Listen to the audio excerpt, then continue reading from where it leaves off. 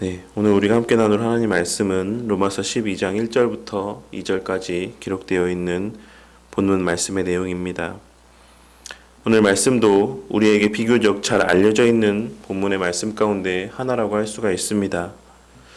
지난 시간에 우리는 로마서 9장에서부터 11장까지 이어지는 하나님의 구속 역사의 흐름과 또한 그 흐름 속에서 나타내 보이시는 하나님의 무한하신 지혜와 사랑에 대한 바울 사도의 감격에 찬 감사와 찬양의 고백의 내용을 함께 살펴보았습니다.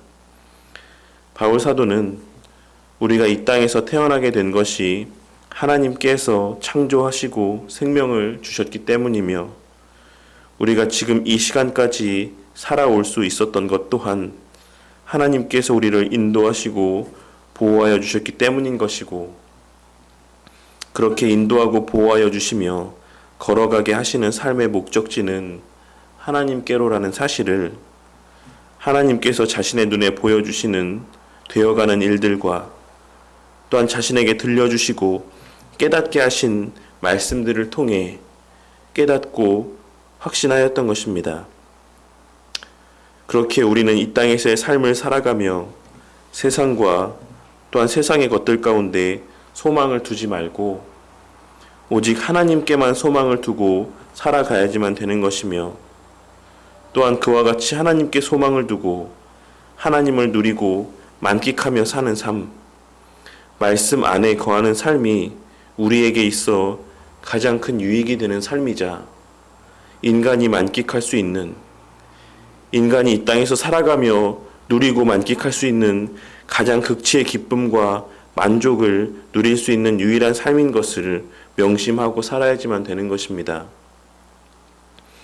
오늘 말씀은 그와 같은 사도 바울의 깨달음에 대한 선포의 말씀 가운데 이어지는 말씀으로 그렇기에 바울 사도는 우리가 어제 함께 나눈 말씀에서와 같이 만물이 주에게서 나오고 주로 말미암고 주에게로 돌아가는 것이니 그러므로 너희 몸을 하나님이 기뻐하시는 거룩한 산 제물로 드리라고 권하고 있는 것입니다. 오늘 말씀부터 15장까지 이어지는 말씀은 그와 같은 지혜, 진리를 깨달은 자, 우리의 삶이 하나님에게서 나오고 하나님으로 말미암고 하나님께로 돌아가는 것임을 알게 된 자들에게 요구되어지는 삶의 모습을 증거하고 있는 것이라고 할 수가 있습니다. 이는 마치 애굽에서 이스라엘 백성들을 구원하신 이후에 시내산에서 모세를 통해 그들에게 새로운 삶의 규범을 제공해 주셨던 것처럼 하나님께서는 바울 사도를 통해 우리의 구원의 본질이 무엇인지를 깨닫게 하시고 그와 같은 구원의 본질을 알게 된 자들을 향하여 새로운 삶의 규범을 다시 한번 제시하여 주고 있으신 것이라 할 수 있는 것입니다. 하지만 이 삶의 규범은 전혀 새로운 다른 것을 말씀하고 있는 것은 아닙니다. 이는 본질적으로 예수님께서 말씀하셨던 하나님 사랑과 이웃 사랑의 계명의 연장선상에 있는 말씀의 반복이라고 할 수가 있는 것이며 산상수훈의 말씀을 통해 가르쳐 주셨던 그와 같은 교훈의 내용의 반복이라 할 수 있는 것입니다.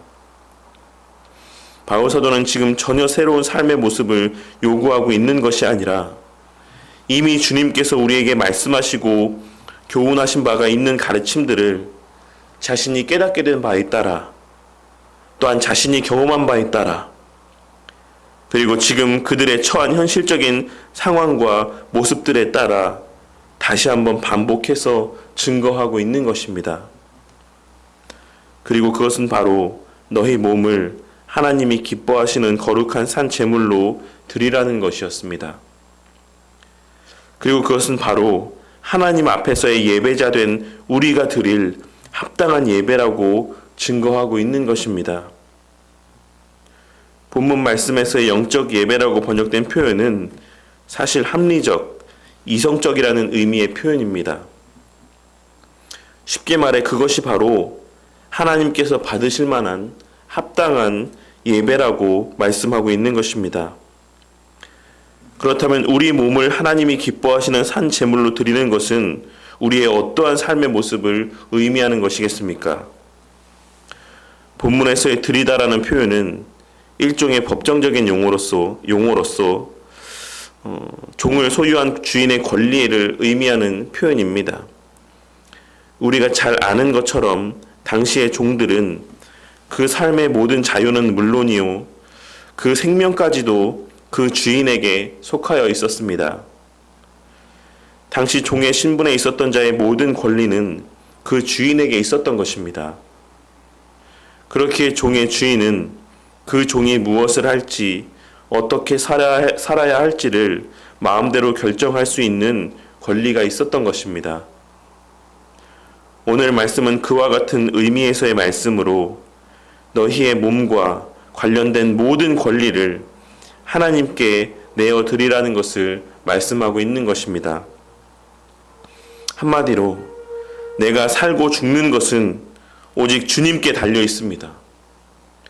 내가 이 땅에서의 무엇을 하며 살지는 오직 하나님의 마음 가운데 달려 있습니다라고 고백을 하며 오직 하나님의 선하고 거룩하신 뜻에 따라 살기를 결단하고 그 삶을 하나님께 내어 맡기라는 것을 말씀하고 있는 것입니다.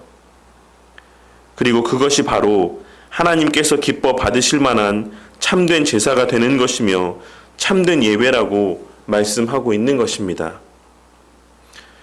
그리고 이어 그와 같은 삶의 실제적인 모습에 대해서 증거하기를 2절에 기록된 말씀에서와 같이 이 세대를 본받지 말고 오직 마음을 새롭게 함으로 변화를 받아 하나님의 선하시고 기뻐하시고 온전하신 뜻이 무엇인지 분별하면서 살아가는 삶이 바로 하나님께서 요구하시는 삶이자 하나님께서 기뻐 받으시는 참된 성도의 삶인 것을 증거하고 있는 것입니다. 본문에서의 새롭게 함으로라는 의미는 다시 태어나서 새로워진다라는 의미입니다. 그리고 우리는 이 표현의 의미에서 예수님과 니고데모의 대화의 내용을 떠올릴 수가 있을 것입니다. 예수님께서는 당시 밤에 자신을 찾아온 니고데모를 향해서 사람이 거듭나지 아니하면, 사람이 다시 태어나지 아니하면 하나님의 나라를 볼 수 없느니라 라고 말씀하셨습니다. 그리고 예수님의 그와 같은 말씀에 대해 니고데모는 사람이 늙으면 어떻게 날 수 있사옵나이까? 두 번째 모태에 들어갔다가 날 수 있사옵나이까? 라고 물었고, 그와 같은 니고데모의 질문에 대해 예수님께서는 사람이 물과 성령으로 나지 아니하면 하나님의 나라에 들어갈 수 없느니라 라고 말씀하시고, 내가 내게 거듭나야 하겠다 하는 말을 놀랍게 여기지 말라. 바람이 임의로 불매 내가 그 소리는 들어도 어디서 와서 어디로 가는지 알지 못하나니 성령으로 난 사람도 다 그러하니라 라고 말씀하시므로 거듭남이 성령 하나님의 역사인 것을 분명하게 증거해 주셨습니다. 그러니 오늘 본문 말씀에서의 새롭게 함으로 변화를 받는다라는 것은 우리가 그렇게 해야지만 된다라는 것을 말씀하고 있는 것이 아니라 성령 하나님으로 말미암아 거듭남으로 나타나는 변화를 말씀하고 있는 것입니다. 그리고 오늘 본문 말씀은 분별하도록 하라 라고 번역을 하고 있는데, 사실 이는 원문의 표현은 분별하기 위하여 라고 번역을 해야지만 그 본래의 의미 가운데 합당한 번역이라고 할 수가 있습니다.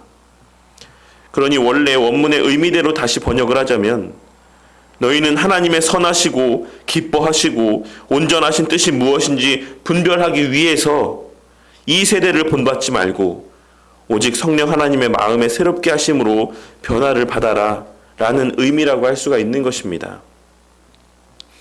바울사도는 이와 같은 말씀을 통해 하나님의 뜻은 세상적인 가치관으로 판단하거나 분별할 수 있는 것이 아니라는 사실을 분명하게 밝히고 있습니다. 그리고 그와 같이 하나님의 뜻을 온전하게 분별하지 못하는 자는 자연스럽게 하나님께서 받으실 만한 합당한 예배도 드릴 수가 없는 것이며 하나님께서 기뻐하시는 삶도 살아갈 수 없다라는 사실을 분명하게 증거하고 있는 것입니다. 그렇다면 우리가 하나님의 기쁨이 되는 삶, 하나님께 영광 돌리는 삶을 살기 위한 가장 첫 번째 단계는 무엇이 되어야 되겠습니까? 우리가 진정 하나님께 영광 돌리는 삶을 살기를 원한다라고 하면 우리의 마음 가운데 가장 우선적으로 소망되어져야 되는, 품어야 되는 열망은 무엇이 되어야 되겠습니까? 그것은 바로 성령 하나님의 새롭게 하심의 역사와 은혜를 간구하는 것이고, 거듭난 자들은 계속해서 그 은혜 가운데 거할 수 있기를 위해 기도하고자 하는 마음들이 들어야지만 되는 것입니다. 물론 우리가 기도한다라고 해서 우리가 거듭날 수 있는 것도 아니고, 우리가 그 은혜 가운데 우리가 기도함 때문에 지속적으로 거하게 되는 것도 아니지만, 우리는 하나님께서 우리의 기도를 통해 하나님의 뜻을 나타내시고 이루어 가신다라는 사실을 잘 알고 있습니다. 그렇기에 우리는 하나님께서 정하시고 이루실 일들을 위해 기도하게 되어 있는 것이며, 하나님께 속한 자들은 되어질 일들을 위해 기도하게 되어 있는 것입니다. 그러니 하나님께서는 당신의 뜻을 분별케 하심으로 하나님의 선하신 뜻대로 사는 삶을 통해 하나님께 기쁨이 되고 참된 예배, 합당한 예배를 드릴 수 있게 하실 자들에게는 성령 하나님의 인도하심을 사모하고 간구하는 마음을 주시는 것입니다. 그리고 그와 같은 성령 하나님의 인도하심은 어떤 특별한 이적이나 환상 등을 통해 임하는 것이 아닌, 우리 귀에 못이 박히게 들어왔던 것처럼 말씀을 바르게 알고 이해하며 그 말씀의 의미 가운데 기도하는 삶을 통해서 깨달아지는 것이다라는 사실을, 우리 가운데 임하는 것이다라는 사실을 우리는 명심하고 마음 가운데 새겨야지만 되는 것입니다.